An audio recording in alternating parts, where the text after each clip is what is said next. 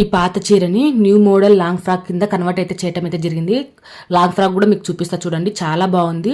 ఈ శారీ వచ్చేసి మనకు ప్రింటెడ్ వచ్చింది, అలాగే వచ్చేసి చెమ్కీ వర్క్ అయితే వచ్చింది అనమాట. చెమ్కీ వర్క్ మాత్రం తీసేసి ఓన్లీ ప్రింటెడ్ మాత్రం వాడానమాట. చెమ్కీ వర్క్ అక్కడక్కడైతే పడింది, ఏం కాదనేసి అది ఫ్రంట్ పార్ట్కి అయితే పెట్టేసాను అనమాట. ఇది ఫ్రంట్కు ఈ విధంగా అయితే వేసాను. మనకు బ్యాక్ సైడ్ ఉక్సులు కూడా పెట్టాను అనమాట.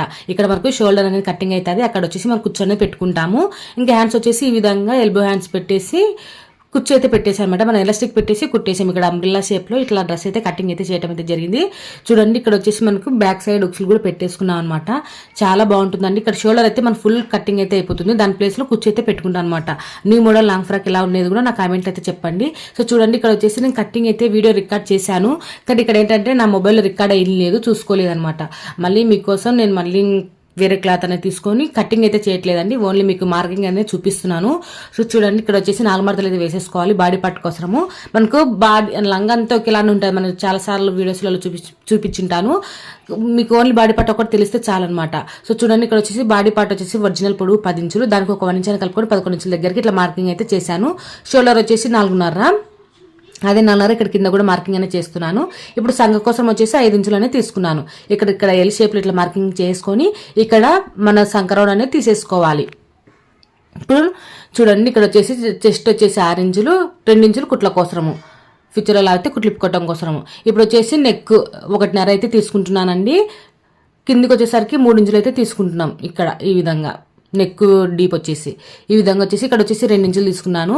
ఇప్పుడు ఈ విధంగా మనకు బాడీ షేప్ ఏ విధంగా కటింగ్ చేసుకుంటాం దాని లెక్కనే కటింగ్ చేసుకోవాలి, కానీ మన షోల్డర్ అనేది కటింగ్ చేసుకుంటాం. ఇక్కడ నేను ఇప్పుడు ఒక మార్కింగ్ చేసాను చూడండి, అక్కడ వరకు అయితే కటింగ్ అయితే చేసుకుంటాం. నేను already long frock the cutting చేశాను అనమాట, బాడీ పార్ట్ అదనే మీకు చూపిస్తాను చూడండి. ఈ విధంగా ఇట్లా మార్కింగ్ అనేది చేసేసుకొని నేను కటింగ్ అయితే చేసేసుకున్నాను. మీకు ఇక్కడ వీడియో అనేది రికార్డ్ కానందుకు మళ్ళీ మీకు చూపిస్తున్నాను అనమాట. ఇక్కడ షోల్డర్ అనేది ఈ విధంగా కటింగ్ అనేది చేసాను అనమాట, చూస్తున్నారు కదా. ఈ విధంగా ఇప్పుడు మనం కటింగ్ చేసినటువంటి ప్లేస్ లో కుచ్చు అనేది పెట్టేసుకుంటాం. సో అది స్టిచ్చింగ్ చేసేటప్పుడు మీకు క్లారిటీగా అర్థమవుతుంది. సో చూడండి, ఈ విధంగా మనం బాడీ పార్ట్ కటింగ్ ఒకటే అండి, కొత్త మోడల్ అనేది. తర్వాత ఈ లెహంగా అనేది మనకు ఆల్రెడీ చాలా వీడియోస్లలో ఏ విధంగా కటింగ్ చేసుకోవాలనేది అయితే చూపించాను కదా. సో మళ్ళీ ఇది కూడా మనకు రికార్డ్ అయితే కాలేదనమాట. దీన్ని మళ్ళీ మీకోసం ఇట్లా మళ్ళీ మడత పెట్టేసుకొని నేను ఏ విధంగా కొలత తీసుకున్నా అనేది చెప్తున్నాను.